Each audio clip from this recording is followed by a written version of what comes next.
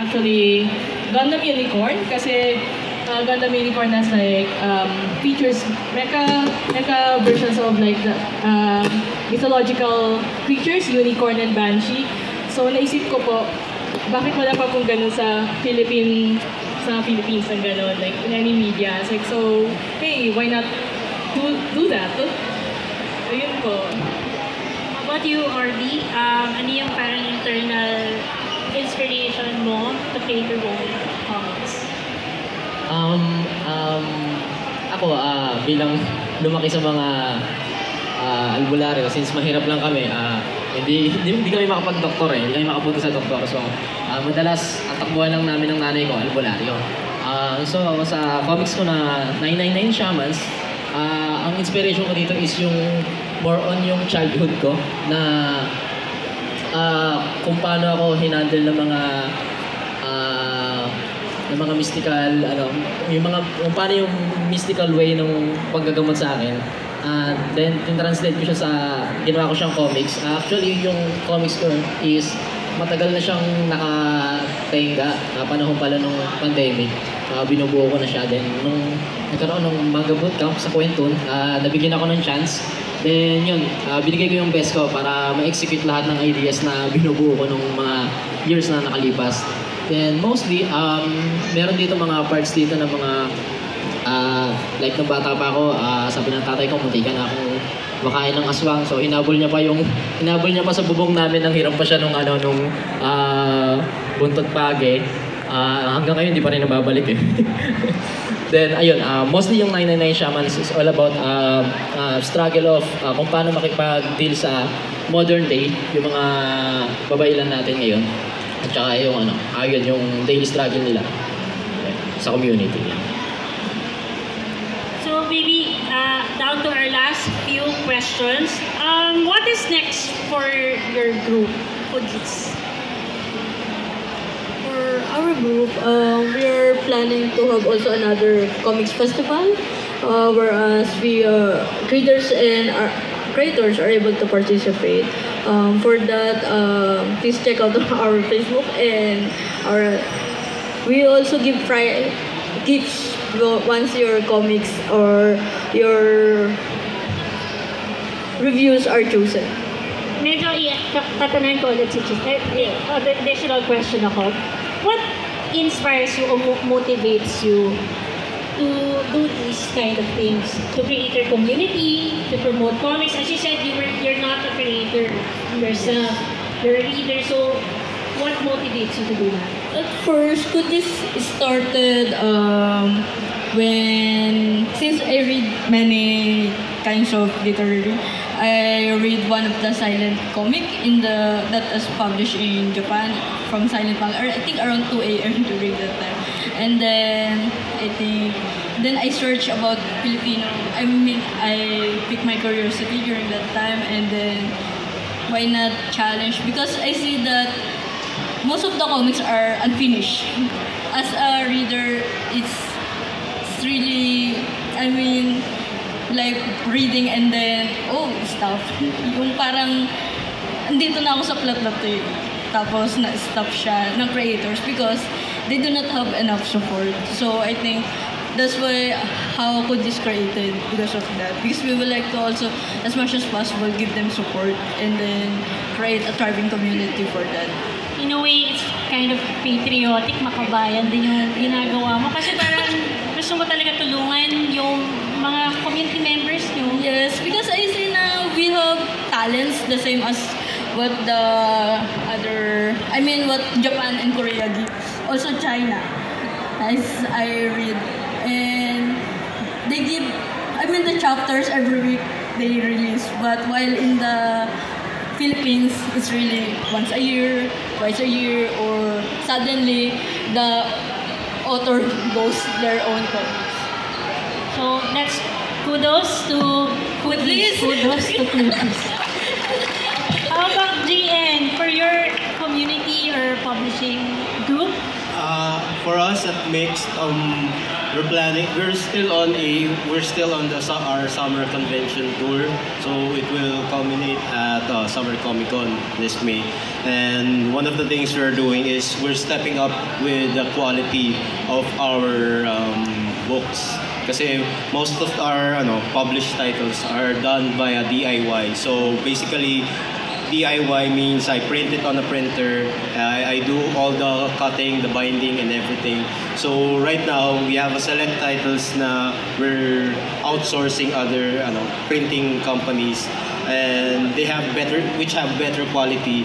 So in a way na makikita ng mga readers na we're serious about what we do with our books, with our titles.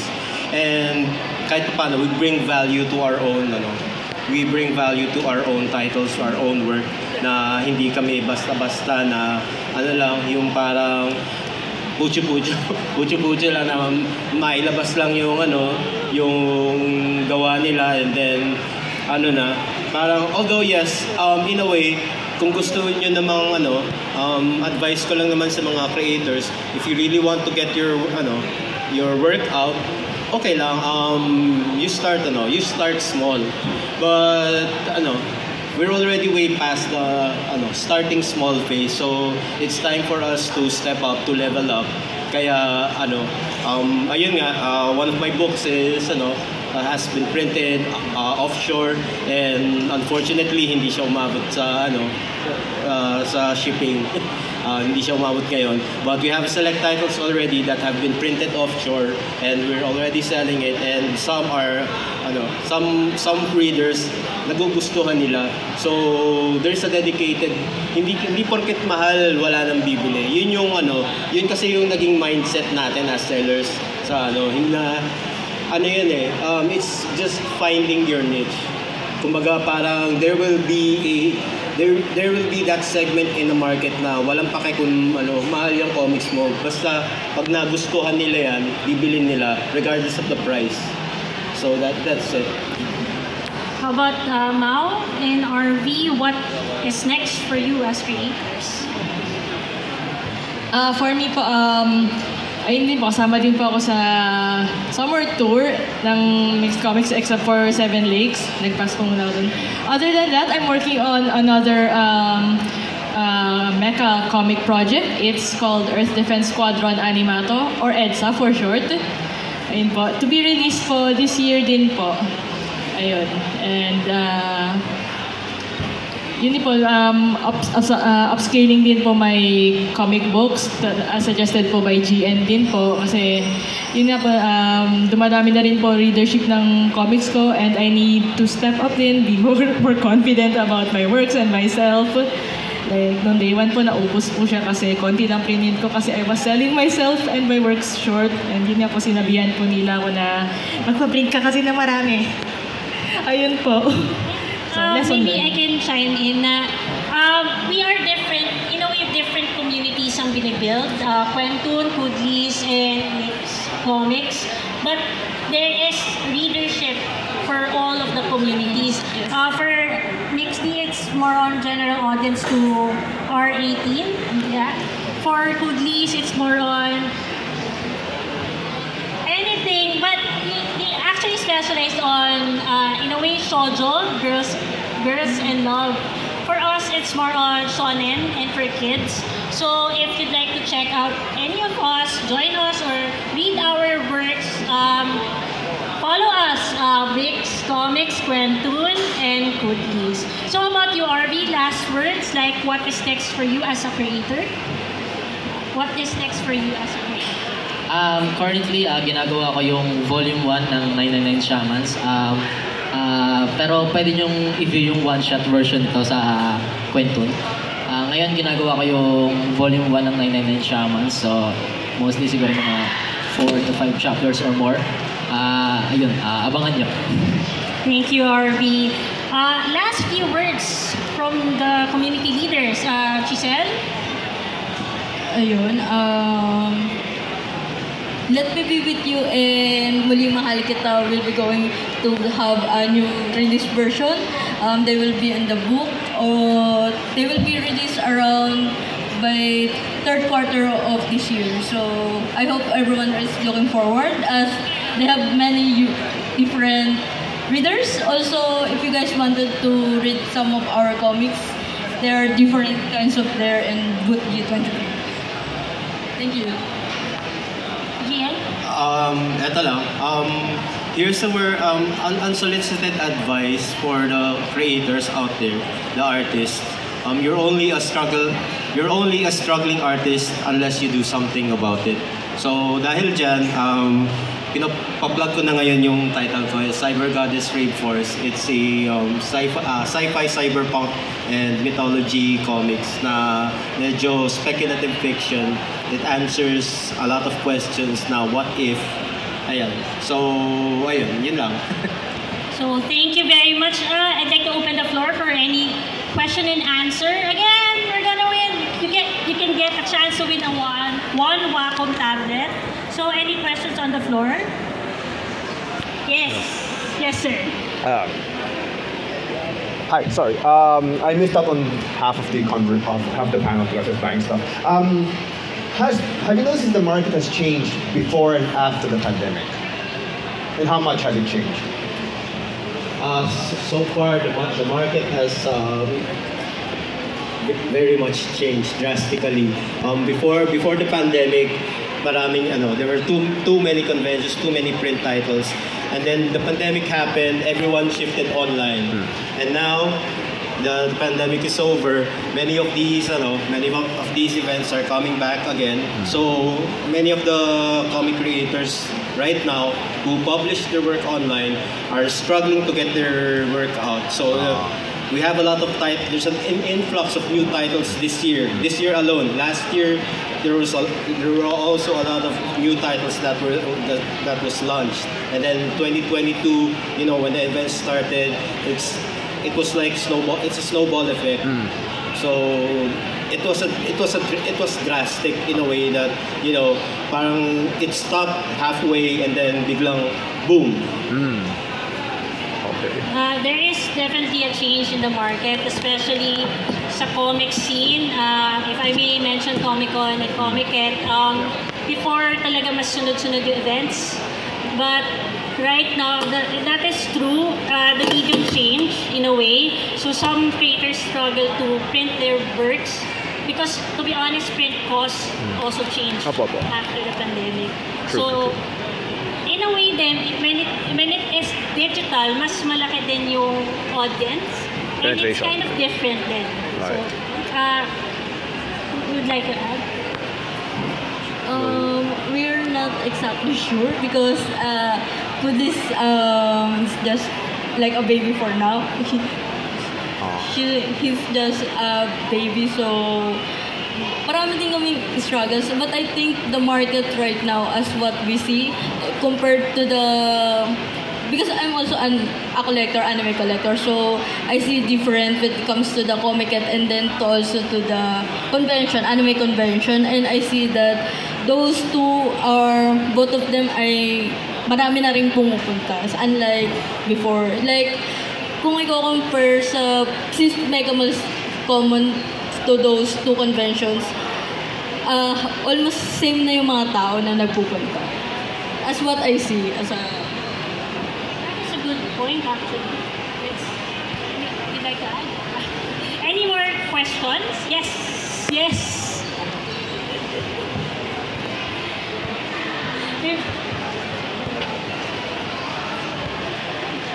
Ay, good afternoon sa mga creators natin.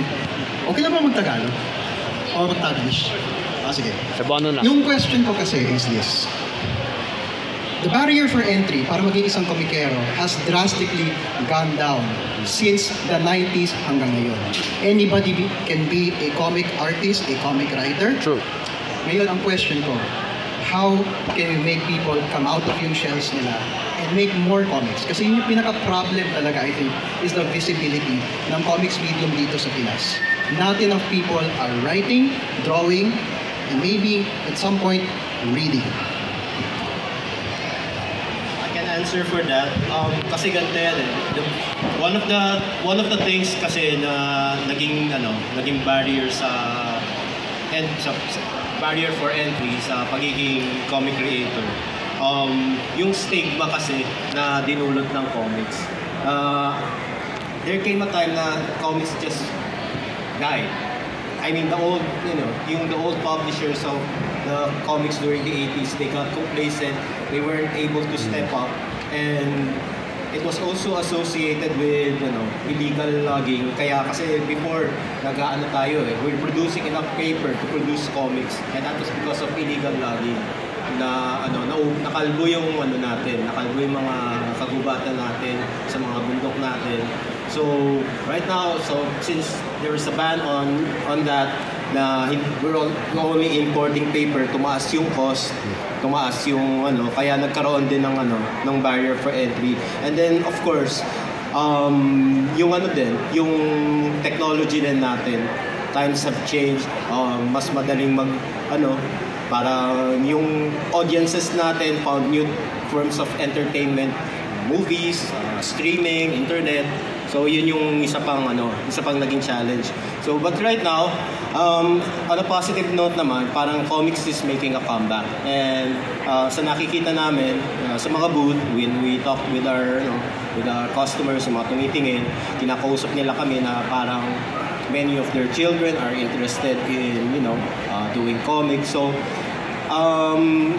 dito naman papasok yung mga efforts nila ng Kwenti, who are targeting kids as their market. Kasi you start young, you start small, start young, and eventually these future creators will, who knows, sila yung magkakaroon ng next Netflix deal with parang like 13 and things like that, na magiging internationally renowned. And hopefully efforts like this sa Philippine Book Festival na making comics visible again to everyone would magbunga sana yung efforts ng Comiket, ng Philippine Book Festival, ng Comic-Con. So ayun, kasi right now sunod-sunod na yung events. Every month there's a Comiket, and despite being overwhelmed by the art market side of things, meron pa rin bumibili ng comics. So hindi lang stickers yung pinupuntahan ng tao sa Comiket, mga comics pa rin. There's still that crowd, and ang kailangan lang namin talagang gawin is focus on those who buy comics, and eventually they will get their word out. That's very true. I'd like to siguro i-emphasize ko din yung sinabi ni GN na we just need to fuel the hearts of the younger generation. And even lahat ng efforts ng mga groups na to, kunyari kay GN, medyo RE18 sila, that's for maybe the dads, diba? O yung dads, meron sa kids nila, sa amin, sa moms, saka sa ates, diba? So, ang daming options, and in a way, it's a collaborative effort of everyone, including Comiket, Comic-Con, and the Philippine Book Festival. So, yeah. You mentioned that you want to encourage them na lumabas sa shell nila, especially yung mga artists na nag-start. I think meron na rin mga helpful communities right now. So when you go to social media, they do share resources like for elements you can use to create your art. And I think it's important not to discourage yung mga nag-start pa lang. Dun kasi minsan na parang, okay, ayaw nila to, parang nagkakaroon na ng something like that. So if we encourage them, like especially if they're starting, I think that's very helpful. That will help them to be more confident. And I don't think any artist can start from like scratch tapos biglang magaling na siya. And by encouraging them, na-help natin sila mag-grow as an artist. And also, magaganda pa nila yung gawa nila. And when people see it, uy, ito yung ako nag-start, and then I got to here now. So, yun. I think it's very important. I think it's true for RV and Mom, and even GN. You didn't start good, diba? It was years of training and exposure to that kind of work. You have to go to school, yes. And lahat ba kayo art majors or I'm a visual communications and fine arts graduate. Fine arts graduate. Right. I'm a multimedia arts graduate in specialization in game development. Computer animation. Computer science. Psychology. Analyze it, guys. Anyway, any more questions from the... Yes. Actually, it's a two-part question. First part is, are there any like Filipino comics right now that actually have a good audience abroad? And number two, what would get local audiences to really give more attention to local IP, local comics? See, like if you go to I'm from the cosplay convention space, right? So I attend a lot of cosplay events, and basically you can see like Genshin Impact, Disney, Marvel, DC, all the usual suspects, any day of the week. And kung Filipino cosplay, it's like, yeah, good luck finding that. So that's why I'm here tonight, so we can catch the Philippine cosplay contests. And for me, I feel like, to see Filipino cosplay, that's a sign of there is interest locally in the stuff. So like, there was Trece, right? There was Trece a couple of years ago. So I'm not sure like what else can creators and publishers do to actually get the whole audience to care, right? To care and to see and to read more and buy more of the brilliant product you guys put out. As well as, I mean, foreign audiences might like it, but they might not. It might be something which they see, which local audiences don't see. Right? To answer the first one, like what you already mentioned, Trece. Trece is the one who right now na merong international following abroad. And there are cosplayers around the world who are cosplaying as the twins and Alexandra. So, ayun, that is a good start. And of course, yung marketing efforts nung Trece when they launched the Netflix series was really top-notch. So, they started with doing viral billboards na bigla na lang napunit and everything, and then parang there's something going on, and then they turned the building of ABS-CBN to the one nasa series, and around the building they also changed that. So there was a big marketing effort to get people's attention, and somehow it kind of worked and resonate with Trece. And right now it's we have yung friends namin who are selling Trece merchandise and comics, si Library Angelo. So yung Trece yung isa sa mga best-selling titles sa store nila. So that's one of the good examples. And there are also efforts to bring more comics abroad in the US, like Hot Tropics. Right now they're bringing for local titles to a crowd in the US. So we're already in talks with them to bring our titles as well to their online platform. Maybe to add to that, I think one of the success of Trece is because it became an animation medium. Right. So during that time, during their campaign, I think the whole Philippines nagsa-search about Trece during that time. Right. So it was a gateway for the comics community in a way. And to answer the other question, how to help entice other people to read or support comics, it has to be in different mediums as well, like animation or movies. That I know a lot of Wattpad books are made too, diba? So if ever, hopefully there are film creators here or script writers, maybe you can look at the works of indie comics kasi madami talagang pwedeng promote, especially sa love. Madami din parang in a way, Wattpad. I saw this Gyeongsong creature, sorry if I pronounce it wrong, pero meron doon na feature like from folklore natin. I think it was the Aswang. For the marketing. So I think that simple thing na medyo na-merge siya to different Korean films. Yeah.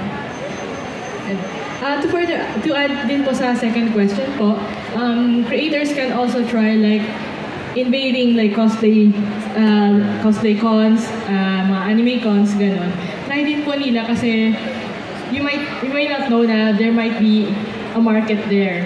And it's actually nice to see na there be more na maging normal, to normalize seeing local works at anime and cosplay conventions. And on top of that po, kailangan din po natin syempre i-up yung quality ng works natin, yung art, yung mismong overall look ng book. Kasi usual ano po kasi ng mga Pilipino na pag local, pangit. Yeah. Po natin na like, ay local, pangit, ay cheap, ganun. No, we need also to up our game para mapansin din nila. Ayun po.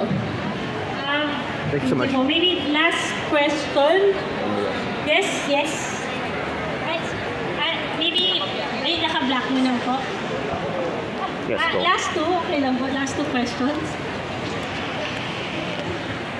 Being comic creators, what are the struggles you guys had to face with society, and how did you guys overcome it?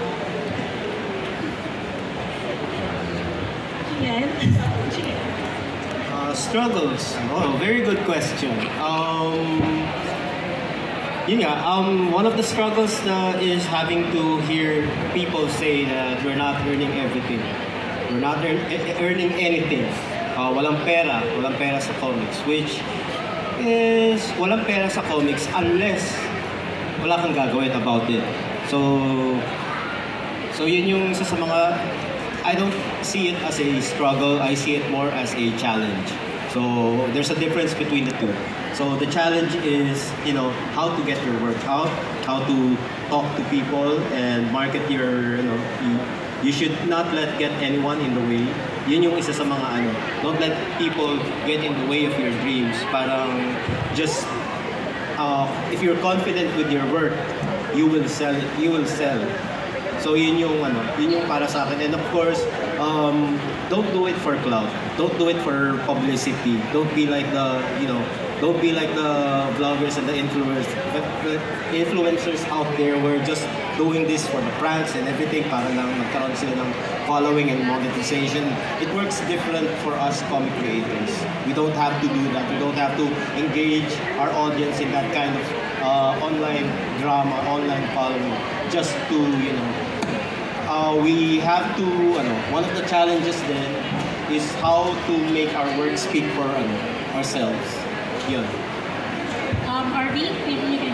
Additional ko lang siguro, as a creator, yung struggle ko before is, it came from my, old, or parang sabihin natin, may pag-boomer na perspective ng mga magulang natin na comic creator ka? Parang minamaliit ka na, parang comics, walang pera dyan. Mag-engineer ka na lang. Nung bata pa ako, yun talaga yung gusto sa akin ng nanay ko. Pero nung nakita niya na meron akong napapala sa comics, doon ko napatunayan talaga na meron akong napapala. I think yung struggle is parang kung paano mo lalabanan yung isang perspective ng isang tao, then paano mo siya papatunayan kung sa perspective mo. Kasi back before, dati nung kakagraduate ko lang sa animation nung college ako, I stopped for almost 1.5 year. Ang work ko lang nun is freelance, traditional na nag-portrait ako dati. Then nung na-invite ako ng mga friends ko, I think yung support, yun yung isa sa additional na talagang magbibigay sa'yo ng parang motivation, ilalagay ko nun sa itaas bilang isang comic creator.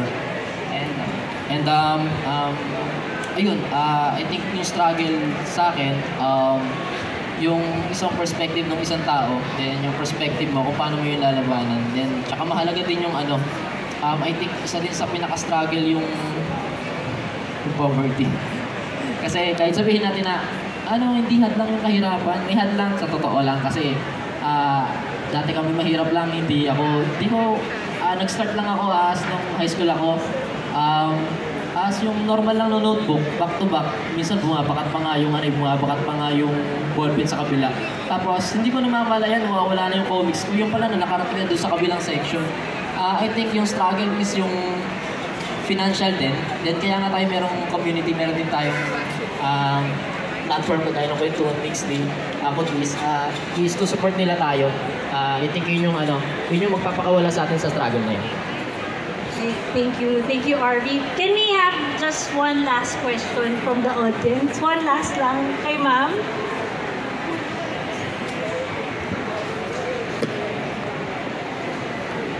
Magandang hapon. So yun, I just want to ask kasi we are a colonized country and historically, ang comics, isa siya sa mga influences that we have from our colonizer, which is the America. So, yung old comic style natin, kumbaga, very influenced by American comics. And since, kumbaga, very tayo, welcoming of other cultures and marami ng changes that happen. So my question is, how do we define the Pinoy comics identity nowadays? How do we differentiate it with the other comics of the foreign comics? Yun lang po. Thank you for the thesis question. Okay, I will answer for that.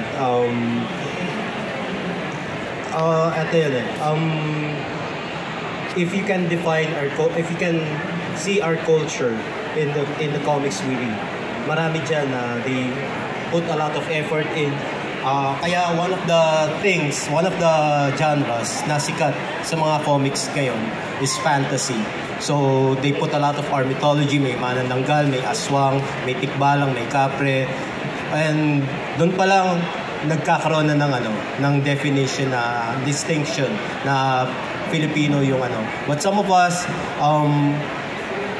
creators, they find it as an easy fix para lang magkaroon ng distinction as Pinoy. So we go on experiment on other things. Like yung sa akin, in my case, I don't go with the conventional mythology, pero I dabbled on the gods and goddesses na, and their effect on yung political and yung socio yung parang nakikita mo, if it reflects what's happening right now, yung kunyari nakikita nababasa mo sa comics is reflective of the situation we have right now, or you identify something na dito lang natin na so yun, malalaman mo it's may distinction siya as a Filipino na we have gone way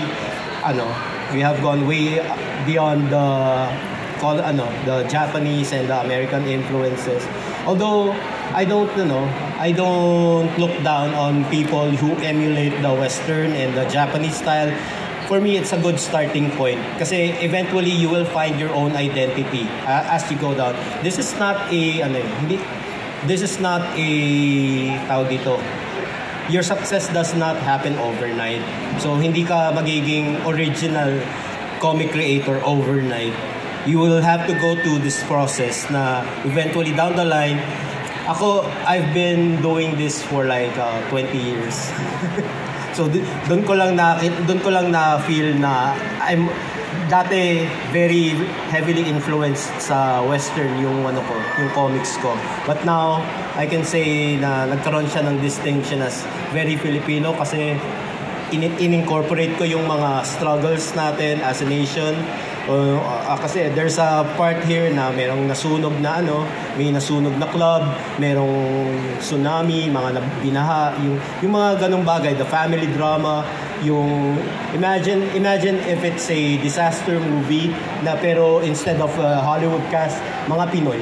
Ganon, yung drama ng Pinoy na kasi na-experience ko rin yung I've seen families na during my outreach work, I've seen families struggle during disasters. So, ayun, I want to reflect their lives, yung kung paano sila nag-struggle. Ayun, anyway. I want to explore dun sa positive side. Instead of thinking na walang sariling style sa Filipino, parang yun yung thing about Filipino comics. It's a mixture of everything we've suffered. Like, yung nadanas natin nung sinakop tayo, and then what we're doing right now. and what makes Filipino culture fun. Kasi exploration siya ng different cultures na pumunta dito. Tapos nadala nila yung themes na yon dito sa atin. So instead of thinking na it's a bad thing, I think we need to explore that as well and immerse natin sa culture natin. And most of our creators here also tackles yung mundane life, like what you see every day, and then yung sa lower sectors, knowingly, like yung mga suffering natin as Filipinos. It's something that we can share, tapos upliftin natin yung community natin through it. Yeah. Maybe to add to that, when we showed this work, yung manga, parang manga style siya, diba? To our eyes. Pero yung isang Japanese, binasa niya, sabi niya, no, it's not manga.